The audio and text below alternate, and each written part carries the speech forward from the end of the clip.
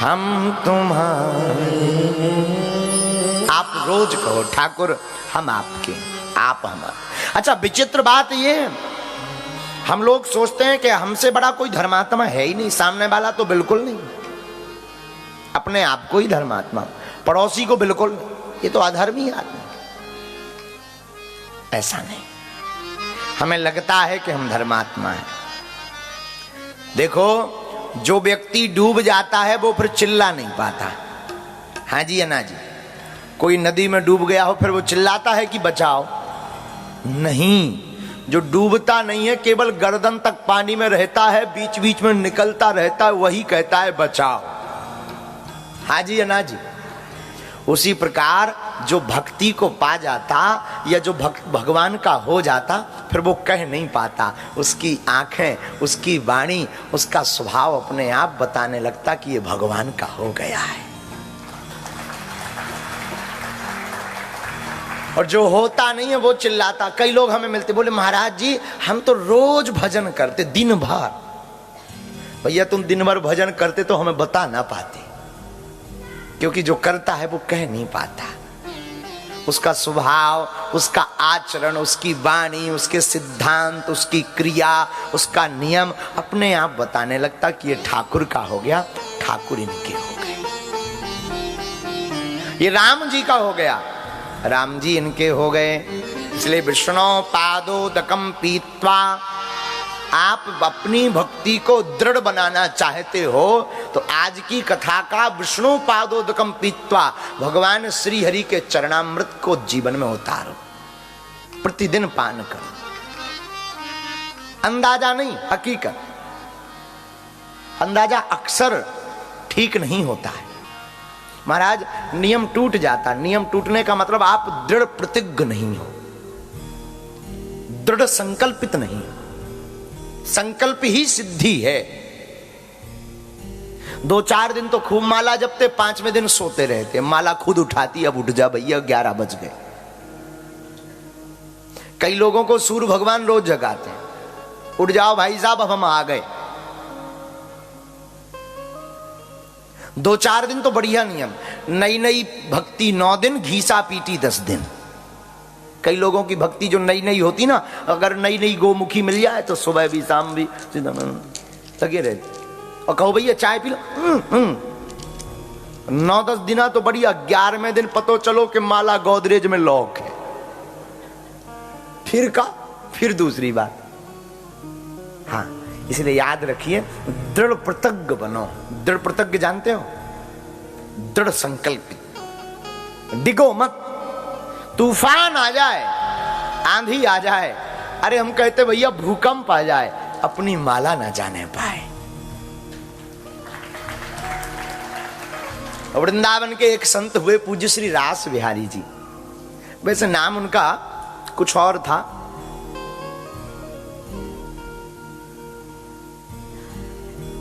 उनको सब लोग आत्मानंद रास बिहारी ऐसे 3-4 नामों से कहते थे, पर एक प्यारा नाम उनका चलता था, दद्दू।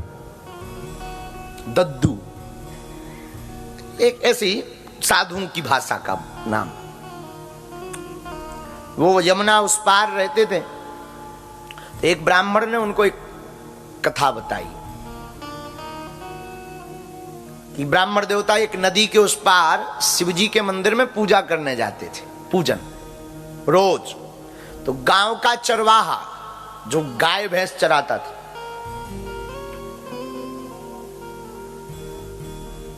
वो रोज देखता था कि पंडित जी मंदिर में जाते हैं और फिर लौट आते हैं। तो उसने एक दिन पूछा कि आप मंदिर में जाकर करते क्या हो? तो पंडित जी ने मुस्कुराकर कह दिया, पूजा। अब वो गांव का चरवाहा, गाय भैंस चराने वाला व्यक्ति, अंगूठा छाप, पढ़ा लिखा तो था नहीं, उसे लगा पूजा का मतलब पूजा। वो पिटाई को ही पूजा मानता था, उसे ज्यादा ज्ञान तो था नहीं, तो वो पिटाई को पूजा मानता था। उसने कहा कि इससे क्या होता? बोले इससे भगवान प्रसन्न होते हैं। अच्छा नियम क्या है? नियम कुछ नहीं, एवरीडे करनी चाहिए, रोज, प्रतिदिन, अनवरत, लगातार। उस गांव के चरवाहे ने संकल्प कर लिया कि अब हम भी रोज पूजा करेंगे। तो जो आचार्य थे, पुरोहित थे, पंडित जी थे, वो तो जाते थे तो भगवान को स्नान कराते, तिलक, चंदन, माला, पुष्प, दीप, नैवेद्य, अगरबत्ती, वंदना, स्तुति, स्तोत्रम आदि आदि से भगवान की पूजन अर्चन करते थे। और ये जाता था, जैसे पंडित जी बाहर निकलते थे तो ये अंदर जाता था, तो एक लकड़ी लेकर जाता था और दे सुटाई,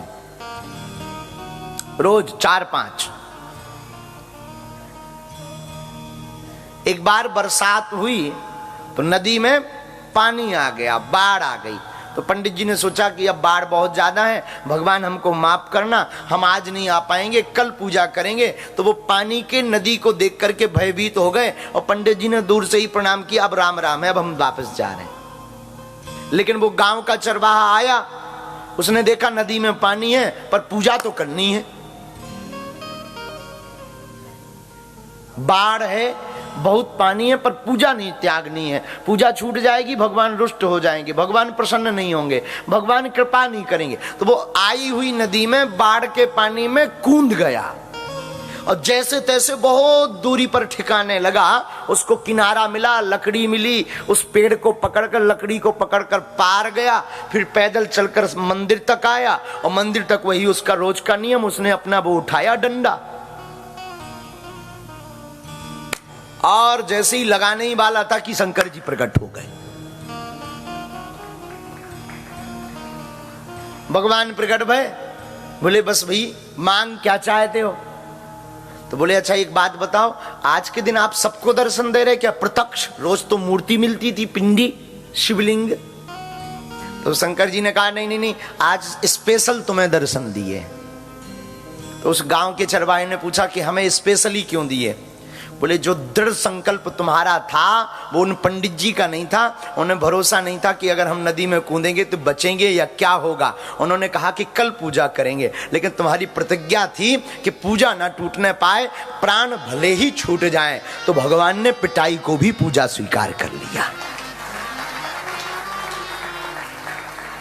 जिसके अंदर दृढ़ प्रतिज्ञता होती ना, जो दृढ़वान होता है, जो संकल्पवान होता है ना, वो प्रभु को पाता है। 4-4 दिन माला जपले, 5वें दिन सोता रहे तो भगवान को नहीं पाओगे। अनवरतता, निरंतरता, अंग्रेजी में कहते हैं रेगुलर। एक भी दिन अब्सेंट नहीं। एक उदाहरण से समझा के हम कथा तुम्हें सुनाएंगे। एक उदाहरण, बहुत विचित्र उदाहरण है, पर प्रायः सबकी समझ में ये उदाहरण आएगा। आपने गांव के लोग तो देखे ना, गांव की बारात देखी है ना। अच्छा, बारात में तो सब प्रकार के लोग जाते हैं शादी में, ये वाले भी जाते हैं ना, पीने वाले, पौआ, हाँ जी या ना जी, कुछ यहां भी हैं, है ना। अब उसमें संदेह क्या है? तो गांव की जब बारात जाती है ना, तो जितने भी बाराती जाते हैं वो प्रायः नए युवक, बूढ़े भी जाते हैं, पर ऐसे लोग जाते हैं जिन्हें उस गांव के बारे में पता नहीं होता, न मकान के बारे में, न गांव के बारे में, न शहर के, जहां बारात जानी वहां के लिए। तो पीने वाले पता है क्या करते हैं? पीने वाले गाड़ी पर बैठने के पहले रुपया डालते हैं, रुपया भी अलग अलग, ये पौआ के लिए इस जेब में, बगल वाली जेब में डीजल पेट्रोल के लिए, तीसरी वाली जेब में भोजन के लिए, निछावर के लिए। वो तीनों जेब पहले से ही सेट करके चलते हैं। क्यों? क्योंकि उनका लक्ष्य है जैसे ही हम वहां पहुंचेंगे तो सबसे पहले, बाकी काम बाद में, क्योंकि जब तक वो पीते नहीं तब तक उनका नागन डांस भी नहीं निकलता ना। हाँ, तो उनकी संकल्प, उनकी दृढ़ता रहती है कि हम गाड़ी पर बैठेंगे, वहां उतरेंगे और सबसे पहले क्या करेंगे। तो वो कहां से संकल्प करते? घर से, सजावट से। सजावट यानी कपड़े तैयार हो रहे हैं और मन में वही लग रहा कि जैसे ही जाएं तैसे ही मिल जाए। अब वो गाड़ी में बैठे हैं पर यही सोच रहे काश जल्दी पहुंच जाएं और जल्दी से उतर के गाड़ी से उतरेंगे। जो दूल्हा है, जिसका ब्याह हो रहा, विवाह शादी हो रही, वो दूल्हा अपनी ससुराल के घर नहीं पहुंच पाता। लड़की वालों के घर नहीं पहुंच पाता। ये पीने वाले नई जगह पर बिना पता किए ढूंढ ढूंढ कर टुन्न होकर पहुंच जाते हैं। क्यों? क्योंकि इन्होंने चलने के पहले ही संकल्प लिया था कि जाते ही सबसे पहले। तो वो क्या करते हैं, जैसी गाड़ी से उतरेंगे, जहां बारात पहुंची वहां तुरंत जाते ही पहला मकान जो मिलेगा वो रात के समय, अब वो खोलेगा जो मकान मालिक, क्या है भैया? अच्छा एक बात बताओ, मिलती है का? यहां नहीं, हट, यहां मिलती दारू, यहां नहीं मिलती, उधर उधर उस गली में जाओ। अब पता लग गया, अच्छा सॉरी भैया क्षमा करना, बंद कर लो। अब उसे पता लग गया उस गली में अब मकान नहीं उसे पता, तो फिर कोई भी कहे भैया यानी बगल वाले में, अच्छा धन्यवाद धन्यवाद बता दिया आप। वो वहां पहुंच के टुन्न होके आ जाता है। हम ये बात पता है उदाहरण क्यों दिए? जब एक पीने वाला विदिन 30 मिनट में अनजान जगह से पी करके मस्त हो सकता, संकल्प दृढ़ रखकर तुम अपनी जिंदगी में परमात्मा को पाने का संकल्प रखो तो पूरी जिंदगी में तुम भी अनजान रूपी परमात्मा से पहचान बना पाओगे। जब पौआ वाला पौआ की जगह पा सकता तो क्या तुम परमात्मा नहीं पा सकते हो? बोलो ना, बोलो ना। लेकिन हम लोग काहे हो, हम लोग 4 दिन तो सीताराम सीताराम राधे श्याम, फिर का दे काम, 10 दिन आराम 4 दिन सीताराम। नहीं, अनवरत सीताराम जपने के लिए तुम्हें मंदिर नहीं जाना है, सीताराम जपने के लिए तुम्हें कथा में भी नहीं आना है। तुम जहां जो काम कर रहे, ऑफिस में बैठे ना, कंप्यूटर चलाओ, लैपटॉप चलाओ, सीताराम गाते जाओ। बिजनेस करो और क्या करते जाओ, सीताराम। कुछ अलग नहीं करना, तुम्हें भूखे नहीं मरना है। तुम सोचो महाराज सीताराम सीताराम करेंगे तो हमारे बाल बच्चे कौन पालेगा, लुगाई भग जाएगी अगर रुपया नहीं होगा तो। नहीं नहीं नहीं, कुछ नहीं करना, तुम जो कर रहे वो करते रहो, बंद नहीं तुम्हें करना है। लेकिन हाथ में माला हो और मुख पर गोविंद का नाम, राम का नाम हो, काम भी हो जाएगा, भजन भी हो जाएगा, सफलता भी मिल जाएगी और राम भी मिल जाएंगे। दोनों हो जाएंगे, करना चाहो तो, ना करना चाहो तो। देखो भैया ये आलस की जिंदगी है।